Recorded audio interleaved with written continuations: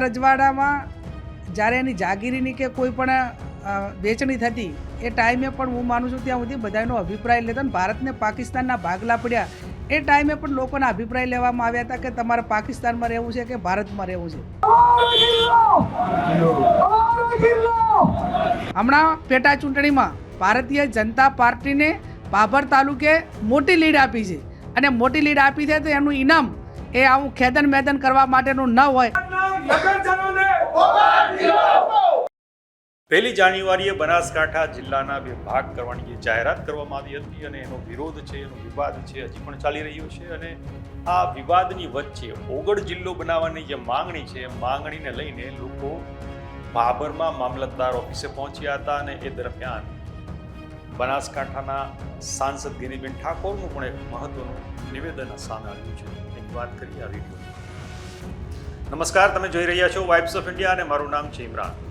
બનાસકાંઠાનું જે વિભાજન થયું છે અને વિભાજનને લઈને શરૂઆતથી જ જે વિવાદ છે એ ચાલી રહ્યો છે.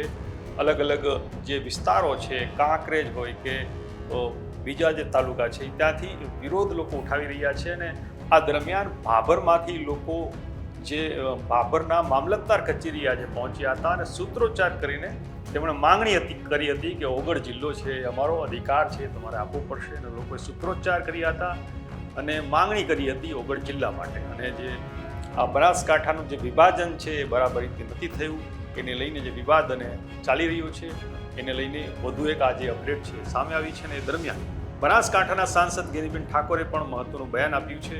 તેમણે કહ્યું છે કે જ્યારે પણ આ રીતનો નિર્ણય લેવાનો હોય ત્યારે તેના સ્થાનિક રહેવાસીઓને પણ પૂછવું જોઈએ કે તેમણે ક્યાં રહેવું છે.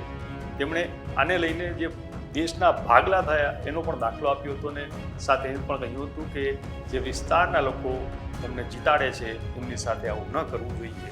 સાંભળીએ કે શું. જ્યારથી બનાસકાંઠા જિલ્લાનું વિભાજન કરીને 2 જિલ્લા બનાવવામાં આવ્યા ત્યારથી કરીને કાંકરેજ હોય, દિયોદર હોય, લાખણી હોય અને આજે બાબર, આ તમામ લોકોની જે માગણી છે. અને જ્યારે પણ વિભાજન કર્યું એ ટાઈમે કોઈ પણ લોકોને વિશ્વાસમાં લીધા નથી, એમનો કોઈનો અભિપ્રાય લીધો નથી. રાજા રજવાડામાં જ્યારે એની જાગીરીની કે કોઈ પણ વેચણી થતી એ ટાઈમે પણ હું માનું છું ત્યાં સુધી બધાનો અભિપ્રાય લેતો ને ભારતને પાકિસ્તાનના ભાગલા પડ્યા એ ટાઈમે પણ લોકોના અભિપ્રાય લેવામાં આવ્યા હતા કે તમારે પાકિસ્તાનમાં રહેવું છે કે ભારતમાં રહેવું છે. વર્તમાન સમયના શાસકોએ જે તાનાશાહી ભર્યો વ્યવહાર કર્યો છે બનાસકાંઠા જિલ્લાના વિભાજનમાં, જે લોકોની જે માગણી છે, આજે બાબરના વેપારી હોય, વિવિધ સંગઠનો હોય, વિવિધ પક્ષના કાર્યકરો હોય, આ તમામ લોકોની માગણી છે કે ભાઈ તમે થરાદ તાલુકો અલગ બનાવ્યો તો એની સાથે એમને કોઈ વાંધો નથી, પણ ઓગળ જિલ્લો બને એ ઓગળ દિયોદરની પણ માગણી છે, કાંકરેજની પણ માગણી છે, ઇવન ધાનેરાની પણ માગણી છે. તો ઘણા બધા બનાસકાંઠા જિલ્લાની અંદર જે અત્યારે વર્તમાન સમયની અંદર બનાસકાંઠા જિલ્લાની અંદર 14 જેટલા તાલુકા હતા. તો ગુજરાતમાં ઘણા બધા જિલ્લાઓ 4 તાલુકાઓના પણ છે.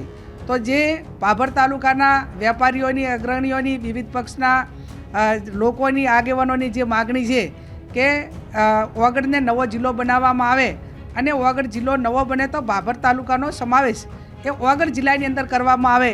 આ એમની જે કંઈ માગણી છે એ મીડિયાના માધ્યમથી સરકાર સુધી એની વાત પહોંચે. એમની જે કંઈ માગણી છે એ હું પણ એમની માગણી સરકાર સુધી પહોંચાડીશ અને એમની જે માગણીને ગ્રાહ્ય રાખીને સરકાર યોગ્ય નિર્ણય લઈને એમને સાંભળે એવી હું એક બાબરના વતની તરીકે અને સંસદ તરીકે સરકાર પાસે અપેક્ષા રાખું છું. ભૂતકાળની અંદર જ્યારે દિયોદર તાલુકામાંથી બાબર તાલુકો અલગ કરવાનો હતો એ ટાઈમે કોંગ્રેસની ટેકાવાળી સરકાર હતી, રાજબાની મુખ્યમંત્રી તરીકે શંકરસિંહ વાઘેલા હતા. અને એ ટાઈમે હું તાલુકા પંચાયતની પ્રમુખ હતી. દિયોદરમાંથી બાબર તાલુકાને અલગ પાડવા માટે અને બાબર તાલુકો બને એના માટે મેં તાલુકા પંચાયતના પ્રમુખમાંથી રાજીનામું આપ્યું હતું. કેમ કે એ ટાઈમે અમે સરકાર પાસે કહેવાના હકદાર હતા.